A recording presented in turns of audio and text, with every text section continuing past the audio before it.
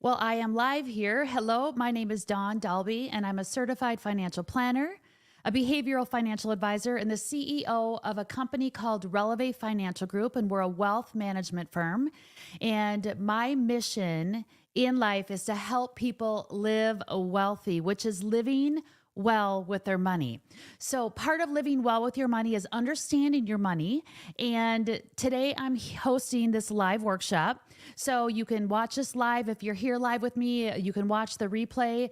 But really, I want to be able to teach you not just what you learn from a financial advisor, but what you learn understanding your thoughts and your behavior around money.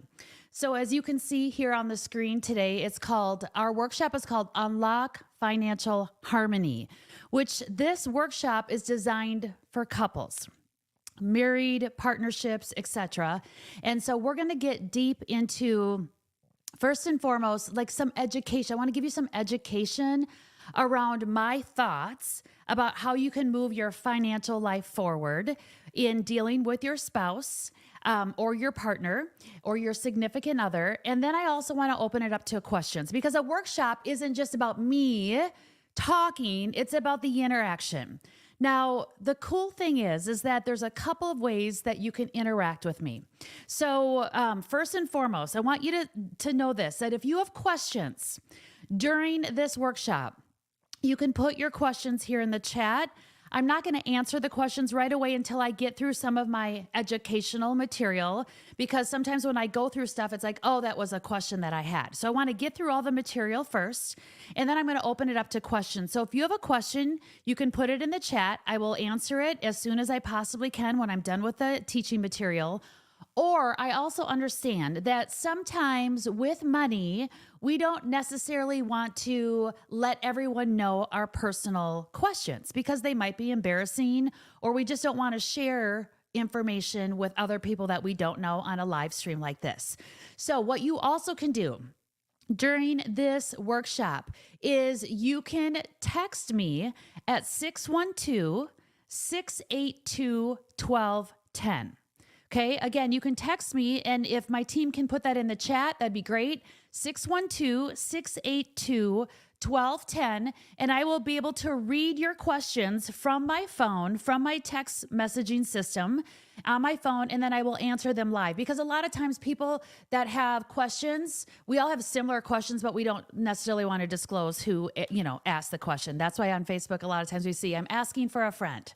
Right? But it's safe zone here for you to ask any and every question about marriage and money and spending and saving and all of the things, because the goal is for you to live wealthy with your money.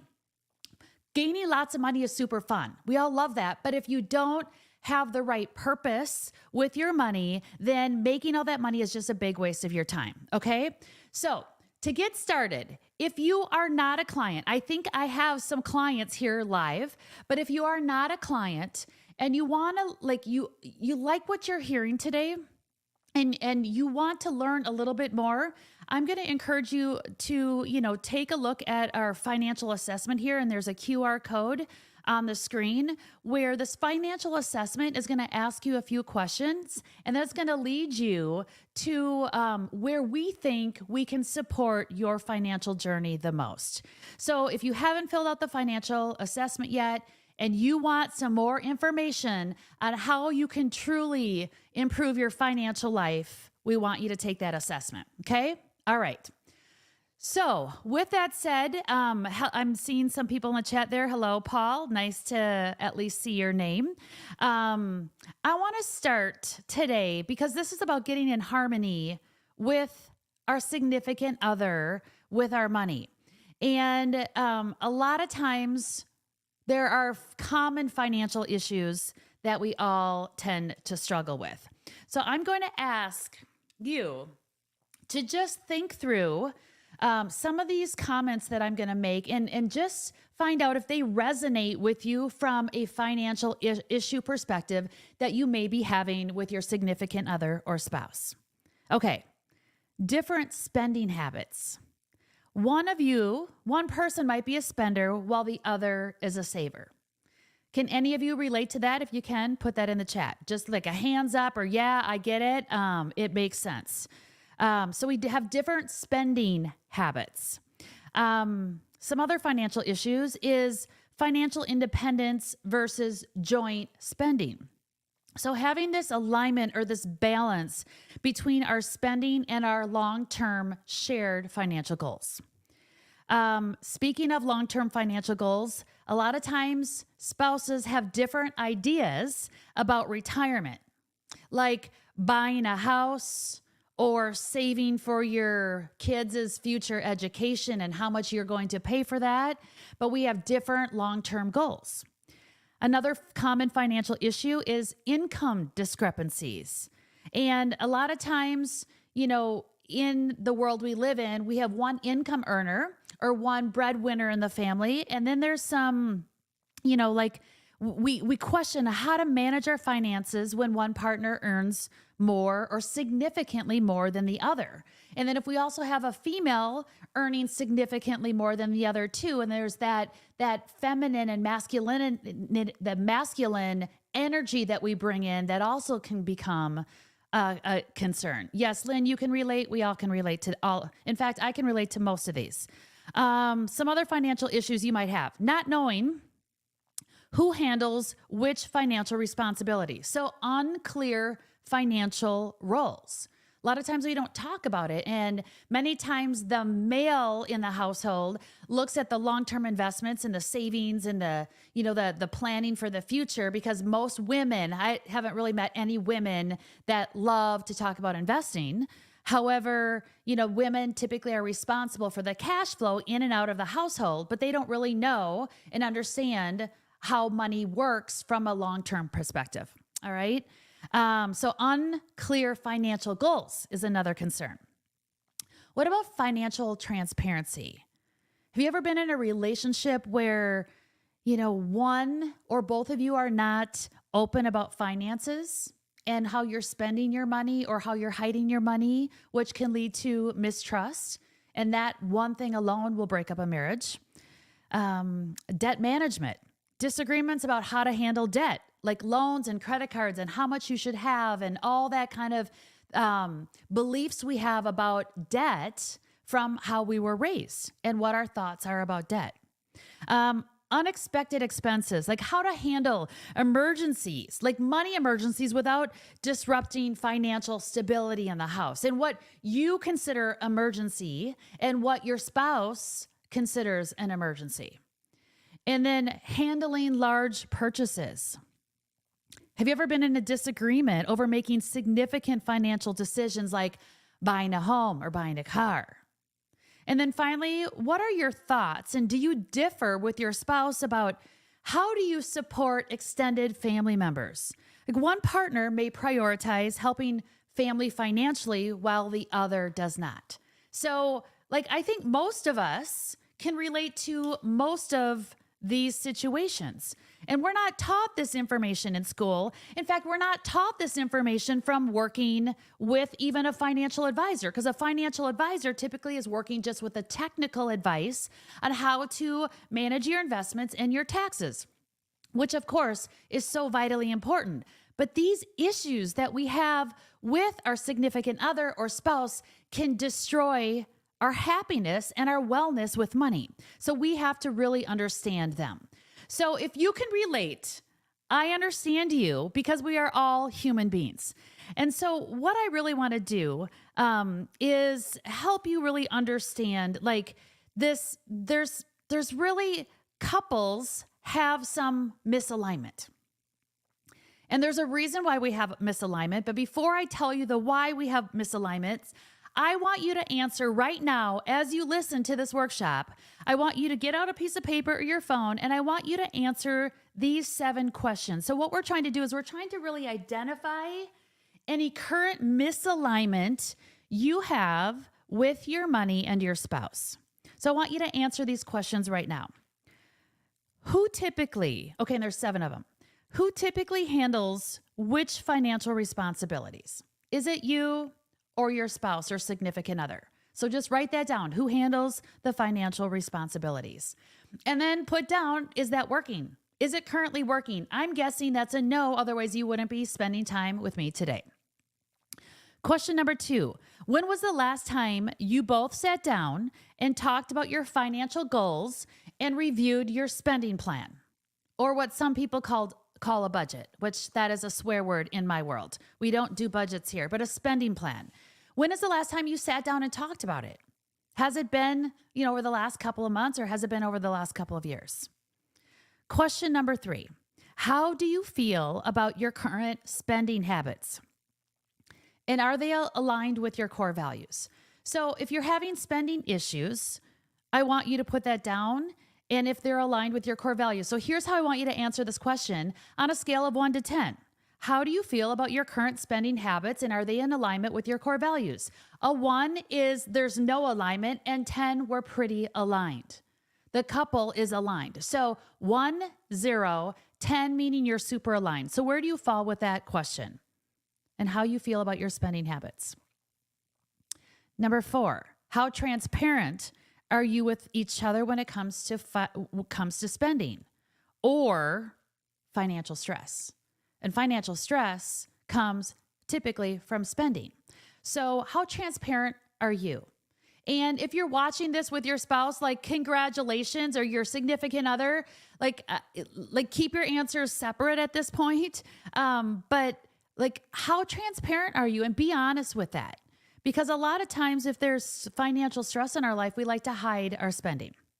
All right, question number 5. How do you and your partner typically handle financial disagreements? I know in our household that we kind of maybe have a little yelling match, and then maybe we just sweep it under the rug and not talk about it again. Like, that's pretty normal human behavior. So are you doing the same thing? Like, how do you handle financial disagreements? Or if there's one earner in the household, are they the ones thinking that they're in control of all the money and the other one doesn't have any say? Like, how do you really handle those disagreements? Number 6, what are your individual financial strengths and weaknesses? So some of you are going to be like, oh, I don't know. I don't have a clue. Like, what are your individual money strengths or weaknesses?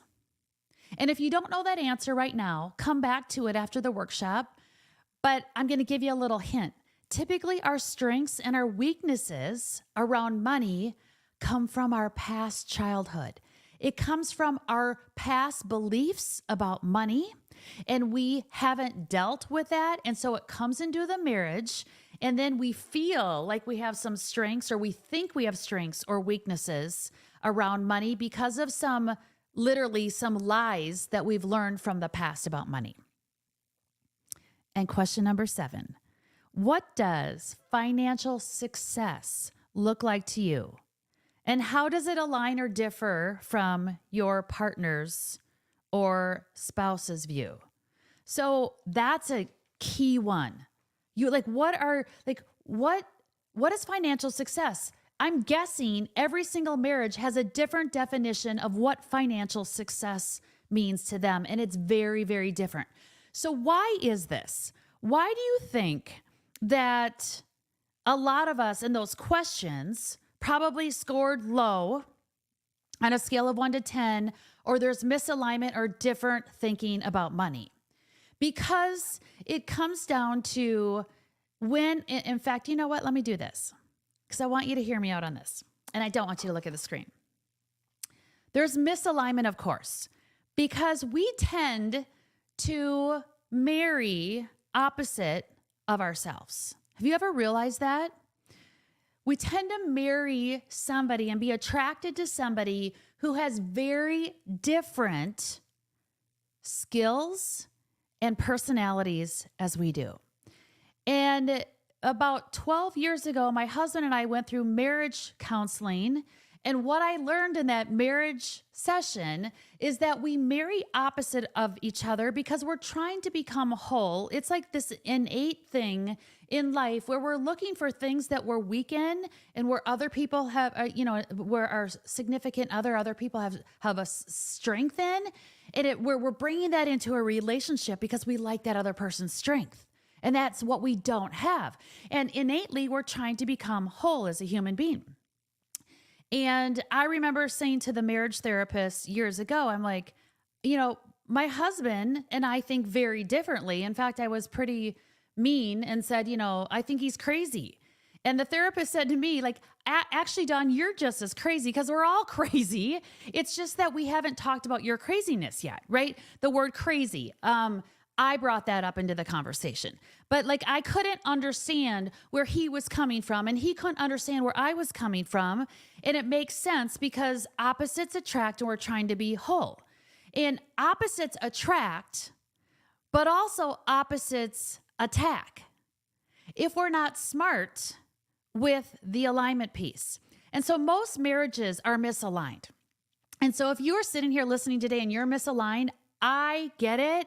We all get it because that we pick a partner that we attract to and we attack on, and that's okay.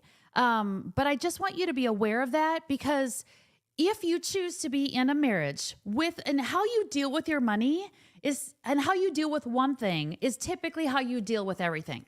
So today we're talking about money. But I'm telling you, everything that I'm going to talk to you about spending and saving and friction and marriage and different values and all that kind of stuff, it all comes down to how different we are because we're attracted to different. And it all comes down to if you choose to be in a marriage, you need to respect the differences.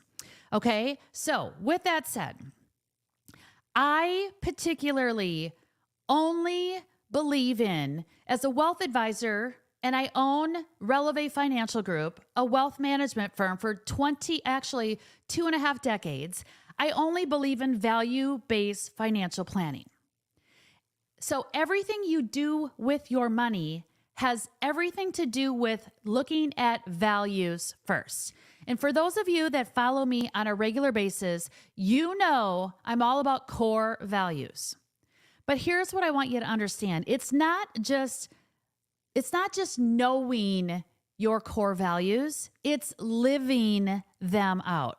There's a very different approach to knowing what your values are and living them out.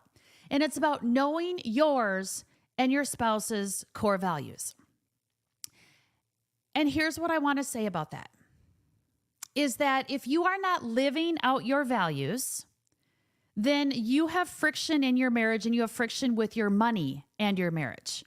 And because a lot of times, especially me, I would say about 10 years ago, I knew what my core values were because I preached this all the time. But when I said, I believe in X, Y, and Z, but I'm not living out my values. Like for an example, if you're the breadwinner or you significantly make a lot of money, you might say that you value family, but you're spending all of your time, the thing that you're spending all your valuable time, your most valuable commodity on this planet, which is your time, on making an income and earning more money and keeping up with your colleagues and, dealing with all the challenges at work. You value family, but you're not putting your value and your time in your family. And so if that is something you can relate to too, or you think your spouse is behaving like that, there's a misalignment. And what happens, you value family, but you put your time somewhere else, then there's friction. And that friction, if you have friction with your money and your spouse right now, I'm going to encourage you to first and foremost look at if there's any friction within you. Are you believing one thing and acting something different? Because that's what I find a lot of times. So if you don't work on your own alignment before you come into the alignment with your spouse, then you're never going to be on the same page. Because if you're not happy and you're a toxic human being in a marriage, you're bringing that toxicity in. And then what happens is that your spouse might, because of a poor marriage relationship, that spouse might be spending money on things that you're not even aware of, or spending money to fill that void in your life or in that marriage, I should say. Okay. So again, we throw out the word values so easily, company values, personal values. We hear it all day long, but you got to live them out and know them, because it's so vitally important. Okay. For me, when I didn't talk with my husband about my own values, we made some really poor financial decisions, like overpaying or overbuilding a house and spending too much money on a house, and that didn't give us the freedom and flexibility to go and live out our values of wanting adventure or travel or do those things. Or we did it with the stress, okay? But it's so vitally important because there's friction. If there's friction in spending, there's definitely friction in your marriage and with yourself. So here's what I want to share with you. So an example, so you understand this, core values. My husband and my core values. I'm going to encourage you, if you haven't done the core value exercise, I'm going to put it up next. But I want you to understand what I'm talking about to make this real. I don't want this fluffy. I want this transformational in your life. So my husband values, and you can see I value spirituality, health and wellness, and relationships. And when I say we value that so much that we put our time and our money into those two things. Now, my husband and I also differ on our meaning behind what spirituality or health and wellness means to us. Okay? We differ on the meaning behind the value. Do you hear me on that? So my husband might value health and wellness and think that he can go ahead or wants to, because it's a value, that he spends more money on really healthy food, where health and wellness to me might mean paying a gym membership and going to spend, money outside at a gym. Or, women, especially, we like to like health and wellness and looking good on the external side too. And if you're, in your second half of life, it gets expensive for skincare and X, Y, and Z. So that's, it's again, the meaning is different, but the value is the same. So you also have to understand that. Now, where my husband and I differ is in those last value, number 4 and 5. You can see them circled here. He values creativity and privacy. I value excitement and achievement. Those are very polar opposite values. But I had to arm wrestle my husband to do the core value exercise. And I'm telling you, if you're watching live now or you're watching the replay, the best thing you can do for your marriage, and if you're having any money friction, is that you need to have him or her do the core value exercise. Okay. I'm going to tell you how to do it in a minute, but you have to do the core value exercise because most men don't like to do the core value exercise because it's fluffy and it's, like whatever, and they don't have time for it and blah, blah, blah. I'm telling you, it saves marriages. It will help you understand each other better. So the core value, so because I know that my husband values creativity and privacy, I respect that more in his life. If I choose to continue to be married, I need to honor those two core values that aren't mine. Because if you don't, then you're going to be unhappy and potentially broke the rest of your life. And I'm serious when I say broke. It doesn't matter how much money you make. You can make $500, $700, $1 million a year and still be broke if you don't understand this concept here. Okay. On the other hand, my husband has to understand that my value and you guys' values are things you don't want to live life without. They're like, I don't do life without these things. I'd rather be dead. So I value excitement and achievement. If that's taken away from me, then I can't live with my spouse. Do you understand that? And we have to respect each other's spending and behavioral actions with our core values. So for those of you that haven't done a core value experience, I have a free one on my website. And if you've done it, great. If your spouse hasn't, it's a non-negotiable. This is a workshop in money harmony, and everyone needs to do the core value experience. So, click on that QR code and take the core value exercise.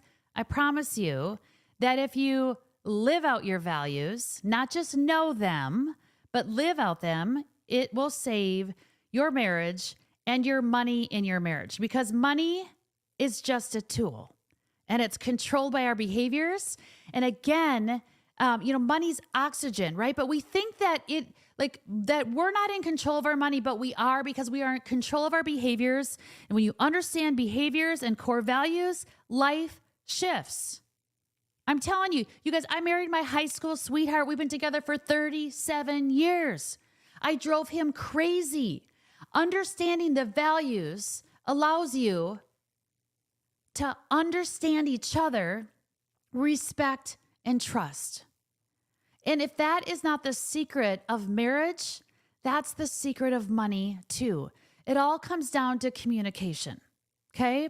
It all comes down to, if you are going to be in a relationship with someone, and relationships are the most important thing on this planet, because again, we're only born with certain strengths. We're looking for the things that we're not good at, and we're looking for a holistic, we want to become whole in a marriage. We have to be better understanding, respect, and trust. And that this isn't just from the breadwinner or who's making more income. It's about, when you're in a marriage, your money goes together. Okay? All right. So what I'm going to encourage you to do, and again, if you have questions, put them in the chat. If you have questions, text me those questions, 612-682-1210, because when I'm done here, I'm going to answer those questions live.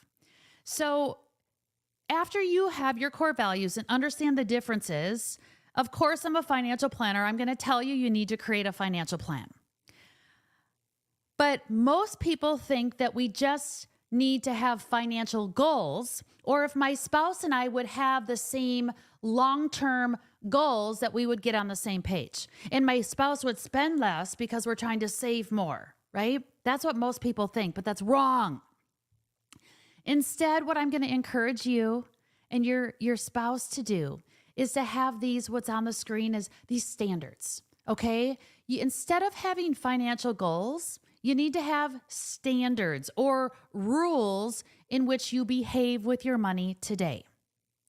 And those rules are driven by the behaviors that we experience every single day. So money, you guys, if you want to control and get on the same page, it 100% comes down to your behaviors that are driven by your core values. So your spouse and you need to create a plan. And the plan is just this. It's an alignment plan around spending and saving. It's a value-based financial plan, or I call it a wealth alignment plan, that's monitoring your behaviors today and tomorrow. Because if you just set goals for yourself, it's not on how you're operating today, okay? So we want to make changes today. We don't want to make changes in 5 years. We got to make them today, like literally today, okay? So if you are looking for a behavioral change with your spouse or yourself, here's a really cool spending and savings plan that I think everyone should live their life by. So I believe minimal of 10% is saved for your future. 20% of your money today, after you've paid your taxes, can be spent on those 5 core values. You and your husband have each 5. So you have to take those 10 core values and allow yourself to spend 20% of your money on your core values, up to 30% on debt and 40% on all the other BS it takes to run our life. Okay? So that's the left-hand spending graph. Now, on the right-hand side, we don't have to save anymore, because the right-hand side is like we've already retired or we're financially independent, and now we don't have to save. And you can see, if I don't have to save my money because I'm not saving for the future and the future is today, then I can spend a lot more money on my core values. Okay? And I spend a lot less on debt because we paid debt throughout our working lives, right? But you still have this plan. And so the unfortunate thing is if you're not on the same page with your spouse on spending, is that some of you are going to go, great, Dawn, but how do I get here? Well, the one thing that you need to do is find a spending app or website where you can link in your bank account and your credit cards, and it can give you your categories of where you're spending your money. That's the first thing to understand the spending. And in today's world with technology, it's really easy to get that information like this. Okay. It used to take me hours and hours and hours to figure out what category is, am I spending over? How much am I spending on travel? How much am I spending on home? How much am I spending on debt? What about the cars? All that kind of stuff. Well, now it's so easy. You can literally link up your accounts. In fact, I do this I have American Express credit card and I love it. They have something called Smart Spend and you can go in there, link in, even if you don't have it like your bank account that's not even American Express card, you can link in your bank account. And no matter where your bank is, you can link in your other credit cards if you have them, and it can immediately tell you how much you're spending per month and where is that money going in which category. Okay. And then what you get to do after that is you get to go, is this category, is house, is the car, are those core values? And are you spending 20% of your net income on that? That is the bonus. Like that is, you guys, if you're having spending issues, you got to understand spending first. And then you have to, if you want to break free of any negative money emotion, you then take the printouts, the downloads that we can get from these websites, and you can actually define within an hour, do they fall within these buckets? Savings buckets, core value bucket, debt, and household expenses. Then it's like, oh my gosh. And what you're going to find is that you probably spend a lot of money, too much money on the household crap that's providing you no value. And so then what you're going to want to go in there and how do you reduce your household expenses? Those are kind of the expenses that we need to have to live, right? We have to have food. We have to have, utilities. We have to, have water. We have to, all that kind of stuff. We have to drive a car. Those are where we want to get those expenses as low as possible so we can spend guilt-free today and enjoy and not guilt-free today on stuff that we enjoy, but also have a great relationship with our spouse and not try to be hiding our expenditures or feeling guilty about spending stuff on that your spouse doesn't value. And that's okay. Your spouse doesn't have to value everything that you do, and you should not feel guilty spending money in that area, especially if you follow the spending plan, 10, 20, 30, 40% spending plan. It's key. What else do I want to say that? Oh, there's some other websites, you guys. There's some other websites. If you don't have American Express card, I just want to give you some other sites. There's for tracking your spending, Rocket Money, Monarch Money, Empower. There's so many different. In fact, Monarch Money is the best one for couples. It costs $8.33 a month, worth every single penny to get on that same page with your spending. But I'm telling you, again, I typically deal with clients that have multi six figures of income and they still feel broke. And it's because the more income you make, the harder it is to track and the harder life is when you have children and your children are in the activities and you guys are going left and right and this and you're just trying to survive in life. You don't communicate and then you overspend on areas that literally are wasting your time in your life and you won't be able to retire when you want to and have that financial freedom. Okay. So important. It's the behaviors. So here's what I'm going to suggest is that you have financial date nights. In fact, I just did a podcast on this. And if you stick with me for just a few more minutes, I'm going to share with you some really cool stuff you can do on your financial date nights. Okay. Financial date nights. You should be going on date nights all the time, like once a week. So we say, right? We say that and then do we really do it?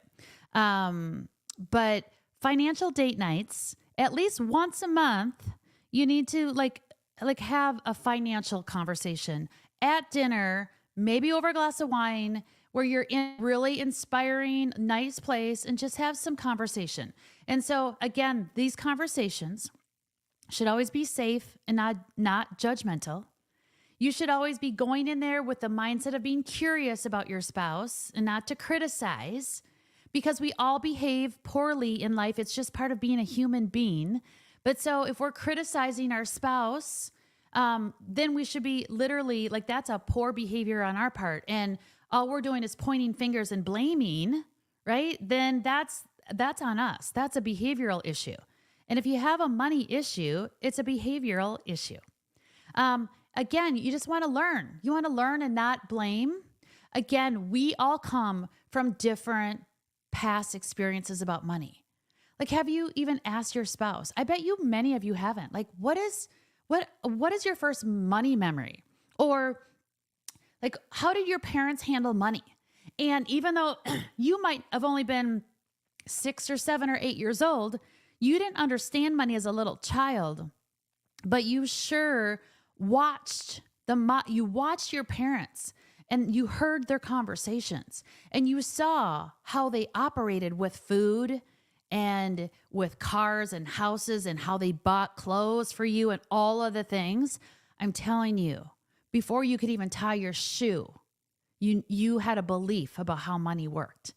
And I'm guessing you haven't had that conversation with your spouse. And that helps you understand your spouse a little bit more. And then when you have a conversation about money, because it can, like, I don't know where all of you are at with your spousal relationship with money. And if you're not in your 50s and you're in your 20s, 30s, and 40s, or even in your 50s, like if there hasn't been time, these conversations can be really emotional and bring up a lot of stress. So again, it's about you bringing into the conversation, I feel like this, not ever you have done this. It's always I statements. Okay. Make sense? Make sense? I hope so. Okay. I'm going to wrap up this educational part. So it's all about alignment. I'm going to put in the chat right now. I think I do. I'm going to put a link in the chat right now. And what it is, it's 20 questions post workshop here that you can take. You don't have to put in your information or anything. These are just 20 questions that I have come up with to provoke a really good conversation with your spouse on these financial date nights. Okay, to get you in the right mode with your relationship, your spending, and your saving.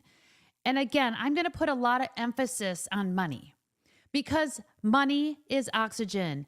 And the world we live in, if we don't have money, we have stress. And if we have money, we have stress.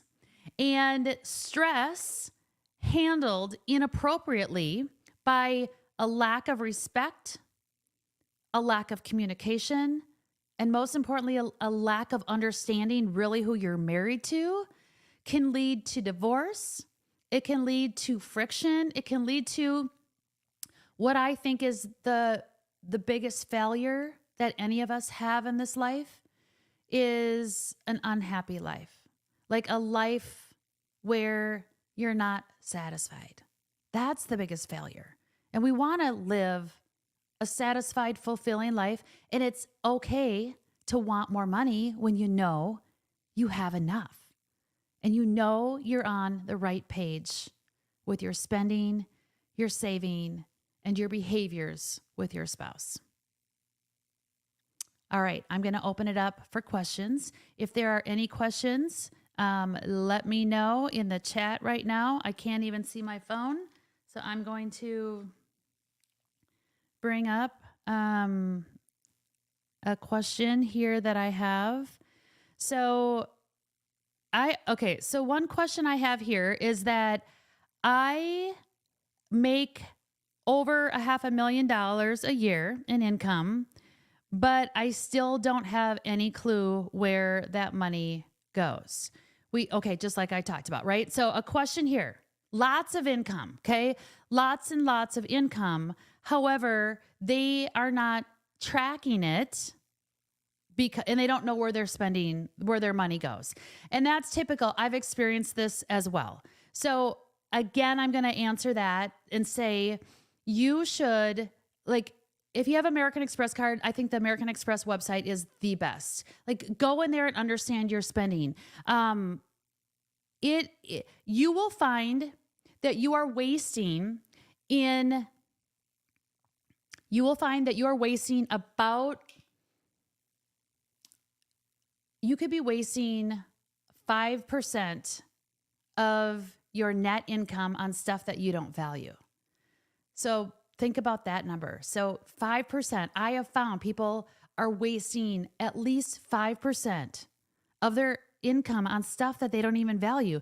And you take that 5%, I don't care if it's $100,000 you're talking about, and that's $5,000, if it's $1,000,000 and it's $50,000 a year, like you are wasting a ton of money on things that you don't value or things that can be negotiated. You guys, I see people overspending on their insurance premiums all the time.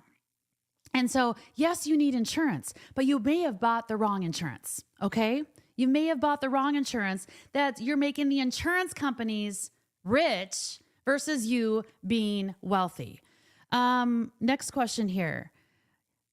Ooh, this is a spending and tax question. So the question is I feel like... So the question is I feel like I'm overpaying my taxes, and that's what's leading to a lot of our spending problems is because the more income I make, the more taxes I make. Yes, 100%. So your biggest expense in life, and I should have brought this up earlier, are your taxes. So if you are not working with a certified public accountant or someone else to do your taxes, like an enrolled tax agent that's been doing this for decades, then I have found that most people are wasting tens of thousands of dollars on their taxes every single year. And the reason being is because they're missing all of their write-offs. First of all, nearly half of us don't take advantage of all of our workplace benefits, and we're missing out on thousands of dollars a year. Or if you have stock options or how you're investing your money, like there's so many tax saving opportunities that's a whole nother workshop that I couldn't talk about today. But yes, you need to get a hold of your taxes, because if you can reduce your tax burden, let me give you an approximate, like your taxes could be costing you an extra 10% of your gross income too. Like if you could remove some of that wasted spending on your insurance premiums and get the right insurance, stop wasting your money on overpaying the IRS and really understand how to minimize your tax bill.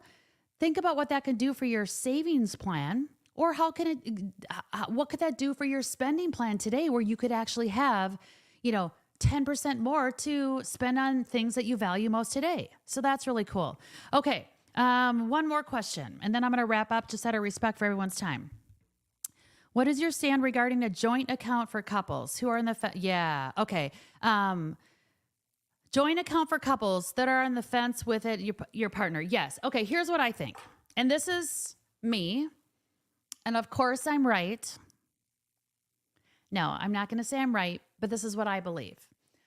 If you're in a partnership and you're not married, I do not think you should have your money together.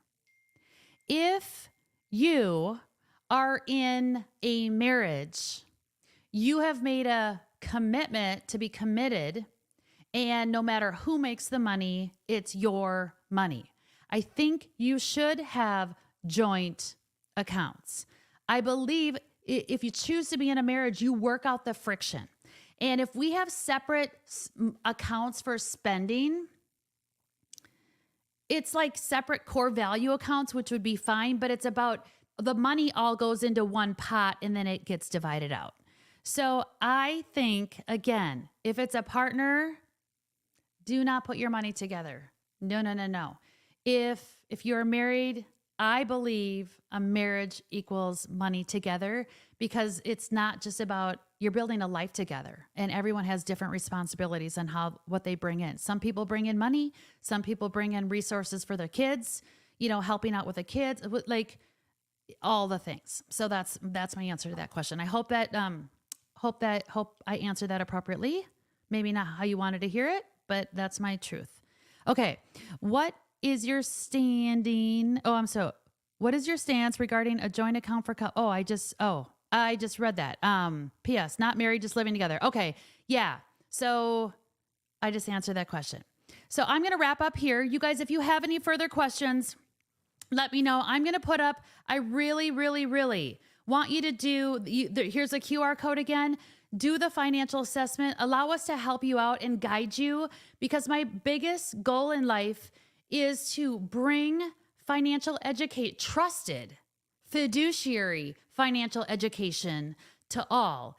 And my other goal is to bring the behavioral financial advice to all, and not just the technical advice, because the technical advice on having a financial plan and understanding how to, increase your income and your investments and minimize your debt and taxes and be able to spend your money and save your money, all that kind of stuff is critical.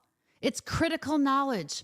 But what we miss in our industry is looking at our own self and how we're behaving with money and how we're behaving with our mindset and our fear and our beliefs and our disrespect to a marriage and how we're bringing in money. And if you really want to live well with money, you need the technical and the behavioral advice. So thank you for joining me today.